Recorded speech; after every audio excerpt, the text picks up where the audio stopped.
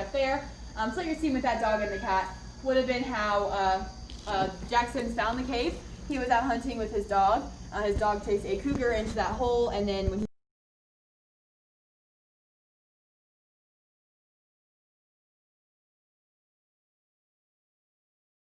familiar with Jesse James, he's a very famous outlaw. He's especially famous here in Missouri because this is where he was born and where he died. So he's definitely pretty popular around this area. Now, a lot of caves in Missouri do have a Jesse James hideout, so we're not really alone in having one here. However, we are pretty unique in the fact that we can actually prove that Jesse James was in our cave. He actually wrote his name on our walls, so he wasn't really trying to hide that. And we'll kind of talk more about that signature later on. It's not in this passageway, but you do kind of get a good idea here of where he might have been hiding out while he was in our cave. Now, for a while, having Jesse James' signature was probably the thing we could boast about the most. Up until actually last July, we found Mark Twain's signature in our cave. Around the corner here, you guys are going to be able to see that. It is his given last name, which is Clemens. It's written in pencil, in cursive, and you'll see it at the end of this next stretch known as the lemon squeeze. You guys can follow me this way. So the lemon squeeze is the tightest passage that we will go through on our tour route today. It is about 18 inches at the narrowest spot, which sounds very tight, but I promise you no one's going to get stuck. I've never seen that happen. However, if it does, we always just say that you can, have the people in front of you and behind you push and pull, and then if that doesn't work, we can all run and push you out. Hopefully we'll get you out that way, okay?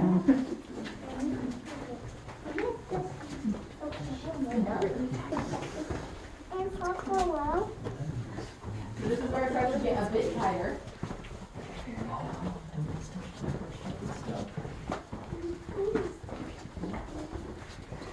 And if you guys look at that wooden frame at the end of the lemon squeeze, you'll see right in the center the word Clemens, and like I said, that is just his signature right there. So please check that out. And then as you're exiting the lemon squeeze, you're looking at our alligator.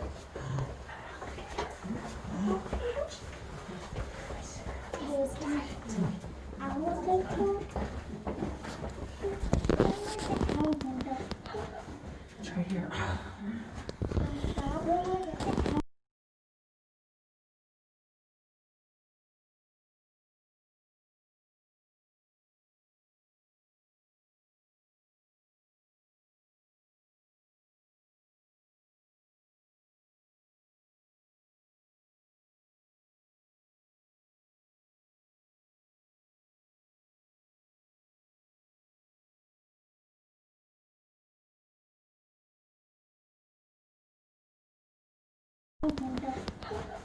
It's right here. We're going to see in just a second. We're going to see in just a second. Yeah, I love the real one.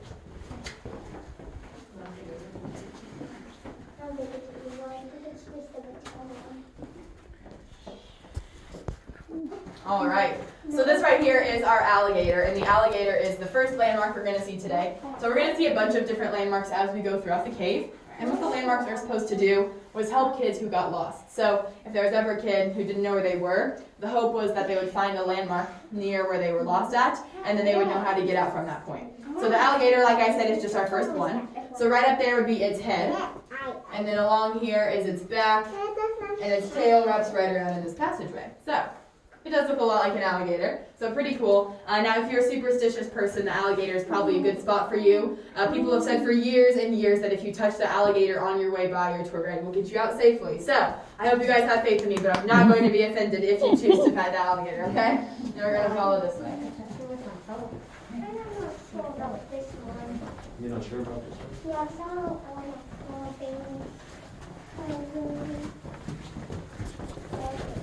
I feel like I need a headlamp on or something. That's down that way, that way.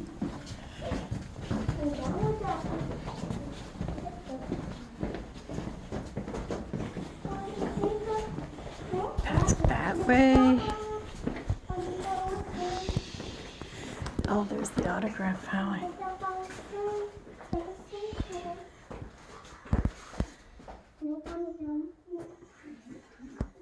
All right, you guys. So this here is what we call Autograph Alley. Now this is one of the places in the cave that has the most signatures. And we're going to be seeing a lot today. In total, our cave has an estimated 250,000 signatures in it.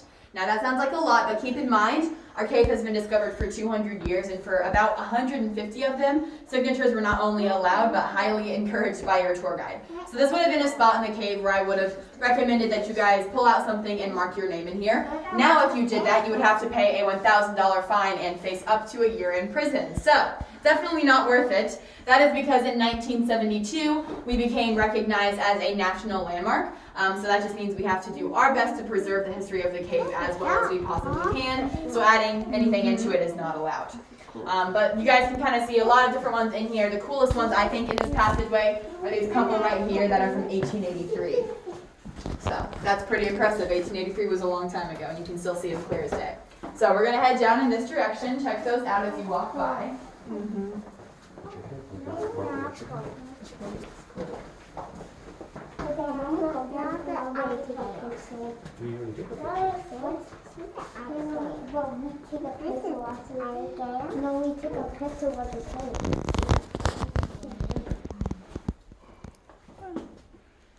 Okay, so this right here is our post office. So the post office here was not so much to help kids know where they were. It had a little bit more of a bigger importance there. What they were supposed to do is when kids would come into the cave, the first place they would come was the post office, and they would check in. So they'd write their name down, and then the last thing they did before they left the cave was come to the post office and cross their name out. What this was supposed to do is keep a tally of who was in and out of the cave all day long. So you can kind of see you got the little door over here, the little window there.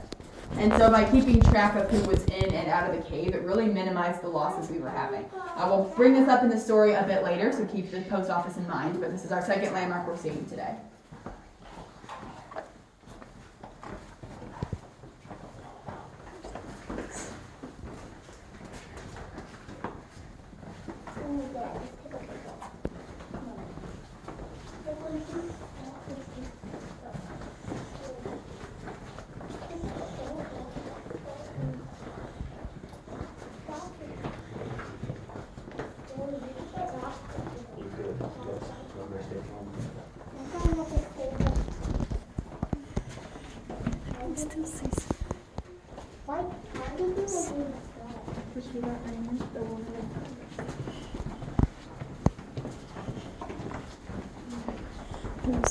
That way.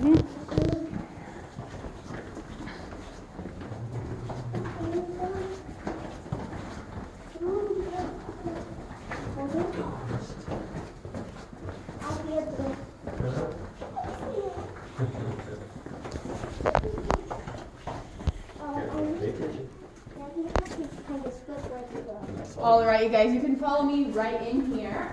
This is called Grand Avenue. If you guys can fill in any of this space, just don't go this direction and don't pass that way. So you can stand anywhere in here you would like. Wow. Okay, you guys. So Grand Avenue here. Hello, else do you come? Just taking a picture of it. That's totally fine.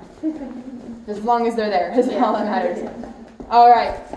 So the first thing I'm going to talk about here, so Grand Avenue is a pretty central spot in the cave. So this runs about 1/4 of a mile in each direction. We're going to head in that direction next, but we're going to talk about what's that direction that we're not going to see. So if you look down there, so that first slide I just flipped on, that is showing you the passage where Jesse James' signature is located at. Now I would love to take you guys back there, but unfortunately it's an extremely tight passageway, like way tighter than the lemon squeeze.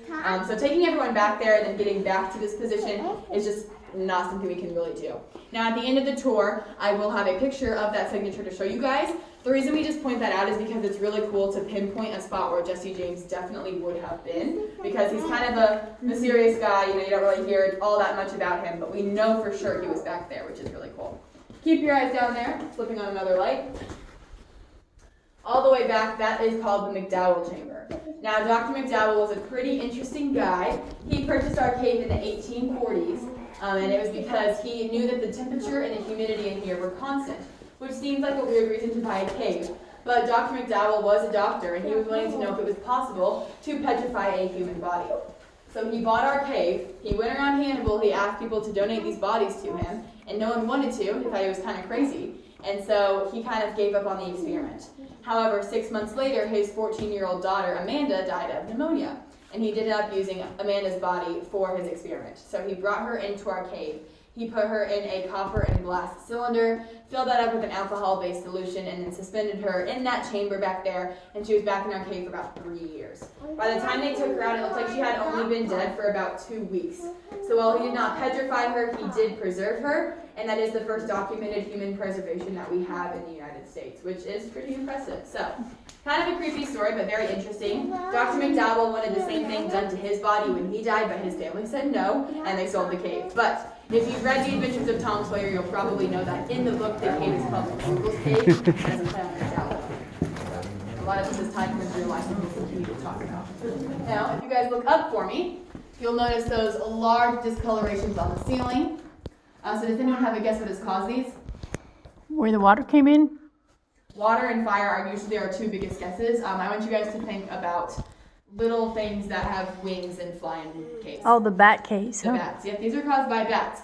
So what would have happened is bats would have been hibernating. So they would have clinged upside down to the ceiling and filled up that entire area, and then they would have clinged to each other and formed what is called bat chandeliers. Sometimes bat chandeliers could be 1 or 2 layers deep. Sometimes they can reach all the way down to the ground, which is going to transition us into our Tom and Becky story. Now, if you guys have a phone or a camera or anything like that out, please make sure it's shut off just for a moment because we are going to start turning off the light. We've had dinosaurs in the cave, and we've had one who's been there for like a month and nobody's found it. So I was wondering if it's still there. That's what I was looking for. I was flying, but she didn't put the light on. And I'm running, she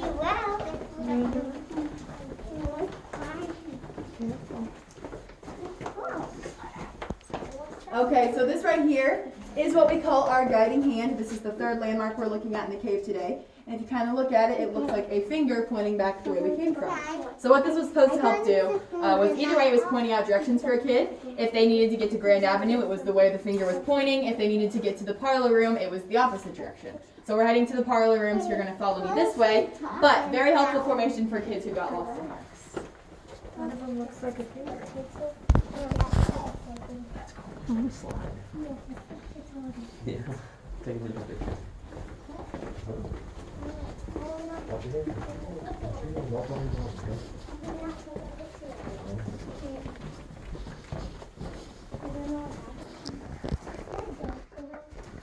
Okay, guys, so this right here is what we call our wishing well. So if you want to throw any coins or cash down there, that's what's going down there, you can. So what this is done, like what this is for, is we collect this money periodically and we donate it to the local Tom and Becky program. Now it's kind of hard to explain that if you're not from around here. Essentially what happens is every single year kids sign up for the chance to compete to be Tom or Becky. At the end of the process you'll end up with 5 girls and 5 boys who have the dresses and the fishing poles and all of it. But out of those there is still one official couple, and the official couple does all of the out-of-state traveling, all of the press releases and things like that. But either way, the 10 kids kind of just rotate with all of the duties. So we collect this money and we donate it to them. This program is very near and dear to my heart. My older sister was a Becky, which got me involved in it, and then I was a Becky, and my brother is currently a Tom right now, and he's actually the official this year. So out of the 3 kids in my family, we had 2 Beckys, 1 Tom, and 1 official, which is a pretty good track record, right? So pretty cool. But yeah, so we just jump down there and collect all those coins and donate it to that program so that they're able to keep having Toms and Beckys. So thank you guys for throwing those coins down.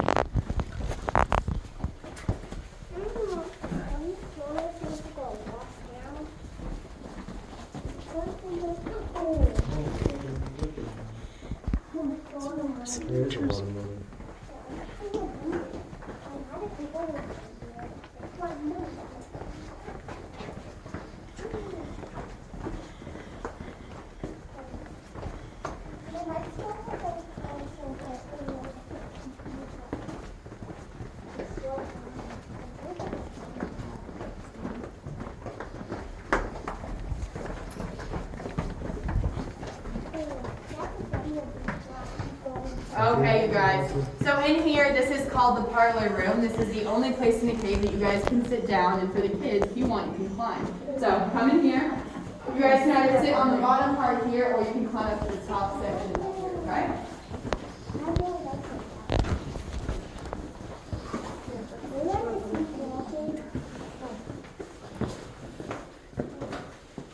Good spot?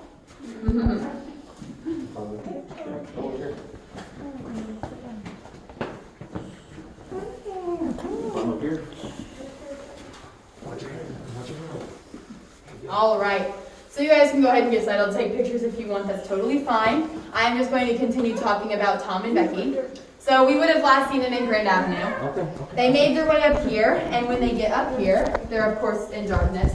Now Tom's sitting back down, Becky's, just trying to catch her breath, and Tom tells her that they were lost, but that he was going to try and explore their way out. So he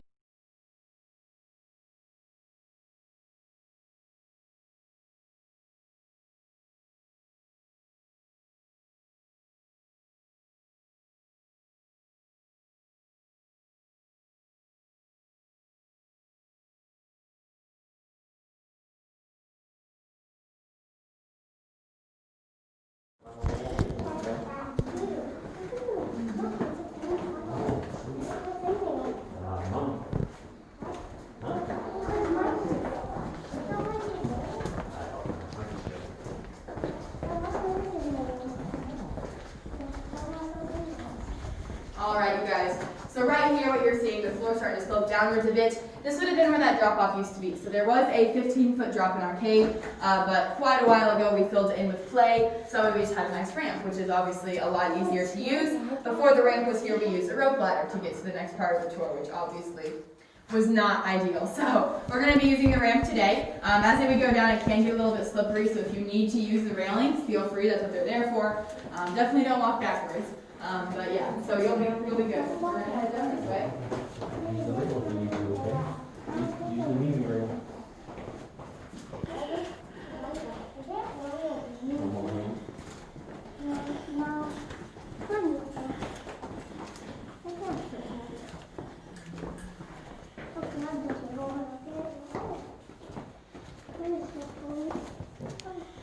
Okay.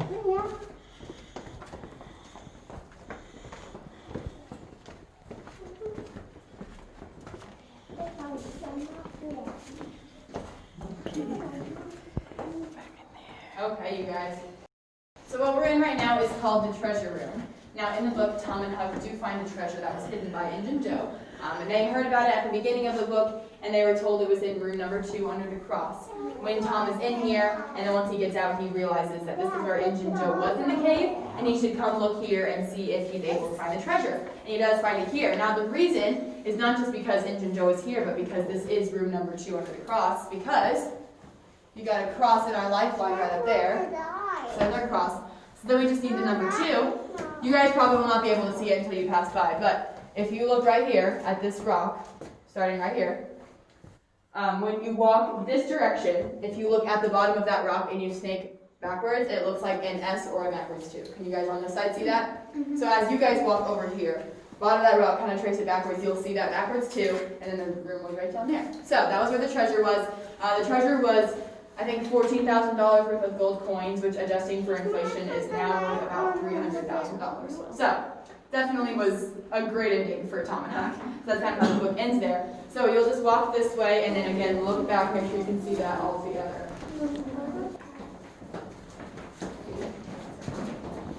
Down there's where the treasure was.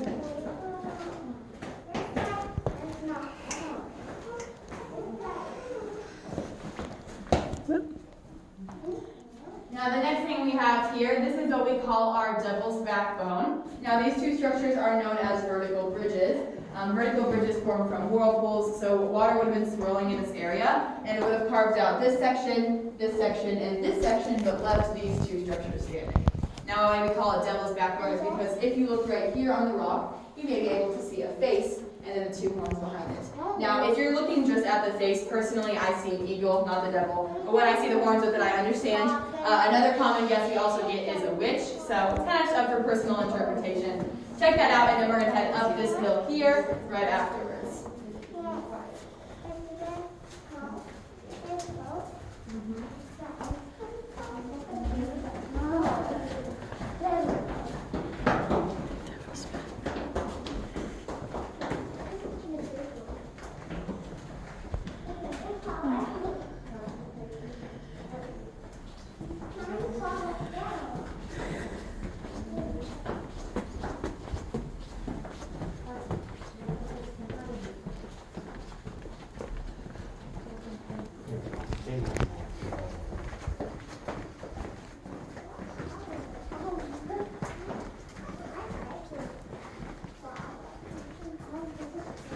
right, you guys, this is what we call 5 points. This is the only place in the cave where you've got 5 passageways that kind of meet up in one spot. So we've got 1, we just came through, 2, 3, 4 behind me, and 5 right over there. Now a couple of stories. I got my flashlight out so I can point out. Over here in passageway 2, that is actually where Norman Rockwell was sitting when he painted the painting called Tom and Becky Lost in the Cave. Now Norman Rockwell did 8 paintings for the Adventures of Tom Sawyer, and then 8 for the Adventures of Huck Finn, and he did paint the one about the cave in the cave. He wanted it to be accurate, which is pretty cool. He got a lot of his inspiration for those paintings from different places in Hannibal, and we're just lucky to be on that list. Now if you look down in that direction, that is where the oldest signature in the cave is located at. It reads Beach and Seal Explorers 1820. So that is a 200-year-old signature this year. So that would have been done sometime in the cave's first full year of discovery. It is kind of where we got that start with this pretty big trend throughout our cave, which is pretty unique to us. So it's really cool to see. So that's it back there. I see the purple. You see purple? We're going to go look at the purple. We're going to go right up this way. We're going to be entering into the wider portion of the cave. We're going to start to see a lot more water and water formations, which I will point out as we go by.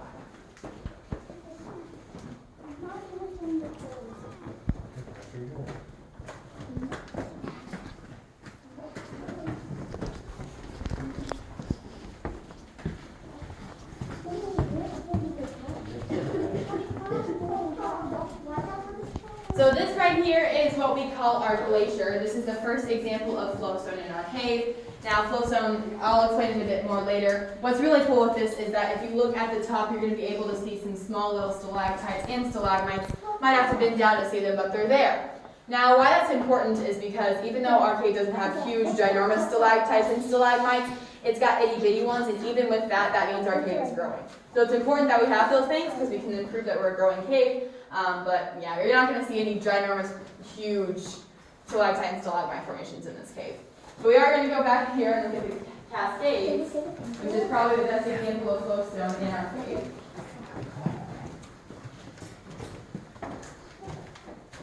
So flowstone occurs when water continuously runs over rock. It kind of deposits those minerals on top of it as it goes.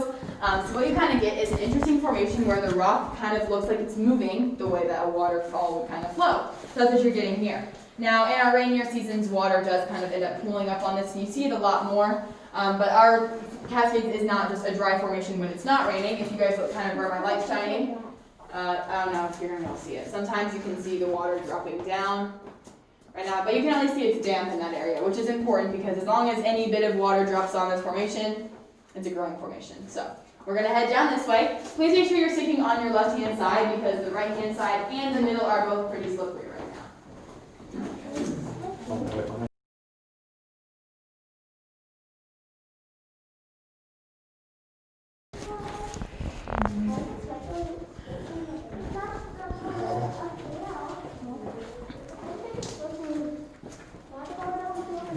Okay, so this is Aladdin's Palace. Aladdin's Palace is the only place in the cave that Mark Twain named himself. He noticed that the rock back there has that kind of onion shape to it, which reminded him of buildings like the Taj Mahal and other buildings like that they talk about in the story Arabian Nights, which was one of his favorite stories. So he named this Aladdin's Palace, and then it kind of stuck as he grew up. And since it's from him, it's even cooler. It is mentioned directly in the Adventures of Tom Sawyer, which is pretty cool. And if you look down there, you'll be able to see that water, that's a spring. It looks really deep, but it's actually about 8 inches deep. It's just reflecting the formation above, which makes it look like it's a very vast cavern, which it's really not. Now we're going to walk forward here to what is called Rainbow Grotto. Rainbow Grotto is the only place in our cave where all 5 of the cave's natural minerals meet up in one single spot. Those 5 minerals are calcium, calcite, gypsum, magnesium, and cave onyx. So you'll find them all throughout the cave, but this is the only place that you're going to see them all in one passage. Then we're going to walk down in this direction. On your right-hand side, there will be a sign that reads John East Entrance. If you look back there, you'll be able to see some natural daylight. If you can't see it, don't worry. Around the corner, we're going to talk about who John East was and what his entrance was important.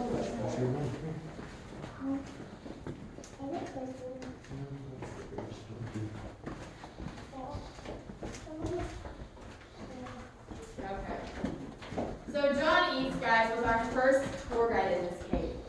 He definitely was not a good tour guide. He was not getting any good reviews. And I guarantee you that the people did not give him a cent more than he was charging Now, what he did was he would bring people into this cave, claiming that he knew everything about it, and then he would get them lost towards time. So he would get people lost in here for like multiple hours at a time, so that his day would go by quicker. And if he didn't want to have people in the cave at all, he would purposefully scare them so that they would leave and he could just go do other things. Either way, he was charging 10 cents per tour, which is, adjusting for inflation, pretty similar to what you're paying now. And so all these people were coming wanting to see this cave that Mark Twain had written about, and he would either scare them or get them lost. So not a very solid tour either way. However, we definitely have improved from that beginning, but that is how we started. We're the first show cave in Missouri, and it's because of him. And all of us guys have our jobs because of him, and you guys are still able to come and see this because of him. And it's a pretty cool entrance. He did hand make this, so he used like a shovel and chipped out the rock until the opening was big enough. He's one of the guys who blew open the 1890 entrance too, so he's responsible for 2 of our entrances. But you're going to be able to see that right up here on your right-hand side. And then after that, we're going to go down a hill and approach what is called Headache Rock. So please just be watching your head if you're on the tall side, okay? All right, so go ahead and follow me over here. So,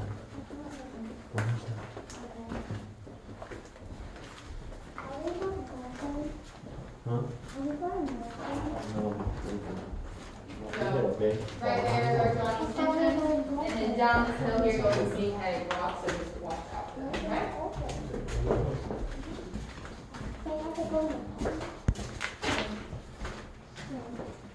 So we're off to right here, and then turn right here.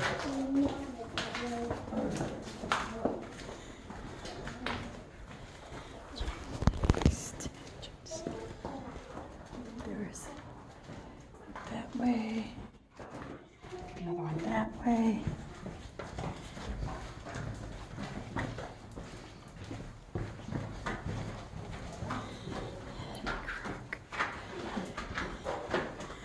Path that way.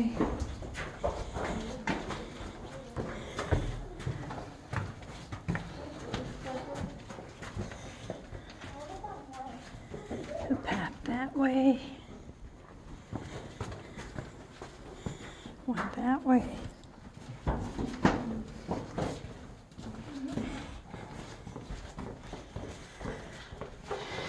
All right, so this right here is what we call the Devil's Slide. So what that is essentially the kids would come in here and they would bring big buckets of water, they would pour it down, and they would make this into a slip and slide, which for them was a lot of fun. But as you can imagine, it did make a pretty big mess. Now this lets out near Headache Rock, which we just passed. So they would go off and they'd just do it all day long. And nowadays, if you get a bunch of clay on your clothing, you can probably get some OxyClean on it, some stain remover, and it'll probably go away with time. Now, back then, they only had, maybe 2 dresses each for the girls, maybe 3 if they were better off, maybe 2 shirts for the boys. So if they ruined an entire outfit, that was a very big deal. And they didn't have anything like that back then. They would have to use a washboard and try and get the stains out.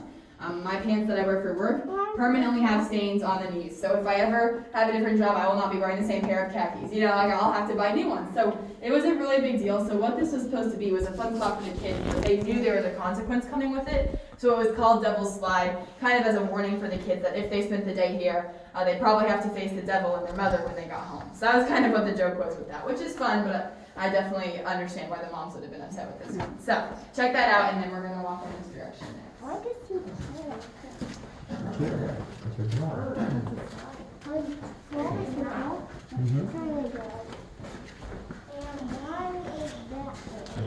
The Devil's Slide.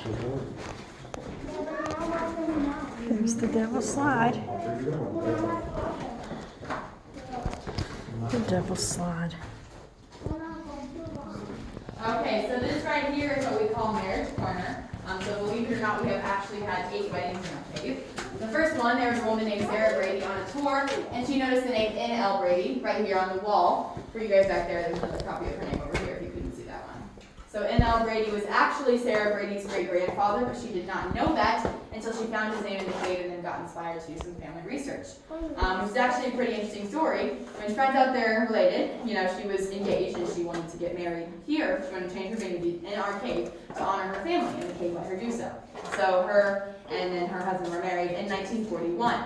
Now the most recent wedding we have had was in 2013. The one with the best story was in 2003. We had 2 tour guides. They met at the cave, fell in love, got engaged, and then decided to get married in the cave. And that was in 2003. They're still married now, so it's been 17 years, and they always say that their biggest piece of advice for any new couple is to never take each other for granted. Granted, you get it? It's like a rock. Yeah, it's not good, but it's okay. At their wedding reception, they did serve Rocky Road ice cream and marble cake, so they played into the rock jokes a bit, but I don't really blame them. They did get married in a cave, and they were tour guides. So we're going to head in this direction.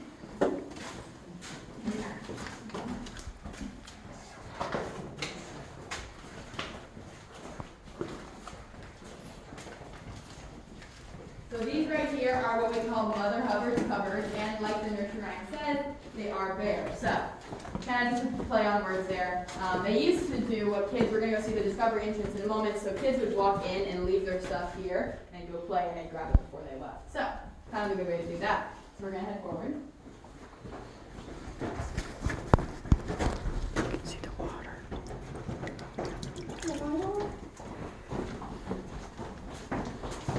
We've got Indian Joe's canoe here. I'll tell that story in a second.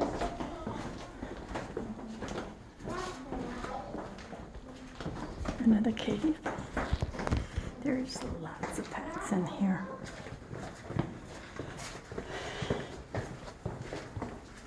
So Injun Joe's canoe is easy to remember because the saying rhymes. So Injun Joe's canoe splits the passageway into two. So we came forward, we're at the discovery entrance. If we would have taken the other passage, we would have ended up right at the 1890 entrance where our tour started a little less than an hour ago. So we kind of get just a big loop in the cave that we took. We're going to wrap up a couple of things here at the discovery entrance. So first off, Tom and Becky, I know you guys have been dying to know what happened to them. Tom and Becky did get out of our cave, but it took them 3 days. So at that point, of course, they're very weak. They were put on bed rest until they felt better, and so they were resting in bed. Now, when they got out of the cave, the town boarded up the entrance because they didn't want any more kids going in there and getting lost. But if you guys remember, Injun Joe was also in the cave, so it wasn't just Tom and Becky, but they didn't know Injun Joe was in there. Only Tom and Becky did. So when Tom had finally gotten out of bed and he was finally feeling better, someone had told him they boarded up the cave, and he freaked out because Injun Joe was stuck in there. So they formed a search party. They came down to the cave, unboarded it, and they found Injun Joe laying right at the top of the hill. So he found the exit, and he could not use it. He was surrounded by bats and candle wax. He had tried to eat those to keep himself alive. He had a stalagmite broken off the ground he was trying to collect water with to drink. He had a knife that had been broken in half from trying to dig his way out underneath the door. So he did die in the cave. They buried his body right outside the entrance to remind kids of this story, just kind of as that goes. So it is kind of a sad ending for this portion of the book. The book overall does end with Tom and Huck finding a treasure, so it has a bit happier ending. But if you haven't read it in a while, it's kind of a dark ending for like a kid's story. You know, like someone dies in the cave. That's a little bit concerning. Which, thankfully though, these books were fictional. Although they were based off a lot of Mark Twain's real life and real people he knew, a lot of it was heavily exaggerated. And the storyline with Injun Joe was one of those things. Now, there was a real man who he based Injun Joe off of, whose name was Joe Douglas. And Joe Douglas was Native American. He was also half African American, so he was interracial, and his tribe that he was born to did not want that. And so what they actually ended up doing was they scalped him, and they left him in the woods to die. And then a family in our town by the name of Douglas found him when they were hunting, and they adopted him, and they raised him. And so that's kind of how he gets his start there. But unfortunately for him, those scalping scars never healed, so he had to wear a horsehair wig to kind of cover that up, which just made him look kind of disheveled. And he also had smallpox when he was a boy, which left him with a lot of pits and scars all over his face. So the reason that he was the bad guy in the book is because Mark Twain said he was the ugliest man he ever knew. So not the nicest thing in the world to say, especially since all of those things were not his fault. But that was kind of why he was the villain. And so when he found out that he was when Joe Douglas found out he was Injun Joe, he told Mark Twain he wanted revenge.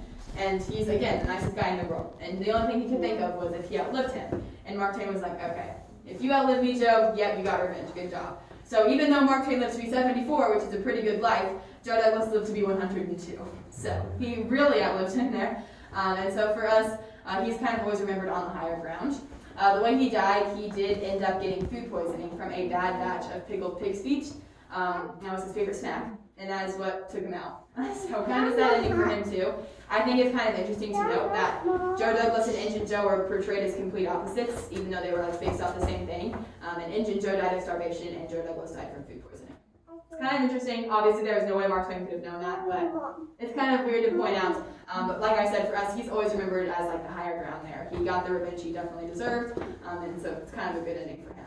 So we are going to go back the way we just came from. I'm going to cut to the front of the group. We're going to go through the tunnel and into the map room where we will finish off the tour, and then I will let you guys go, okay? You guys are good to follow me this way? Quick, go ahead. I'm gonna go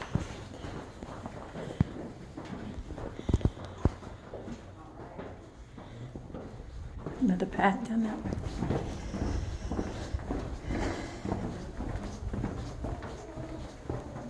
There definitely is a lot of paths to go through.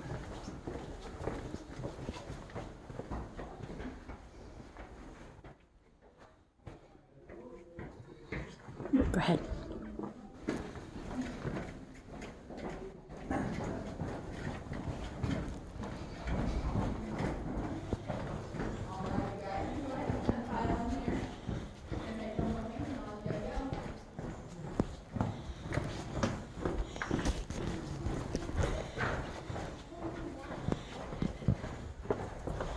And that's the end of the tour.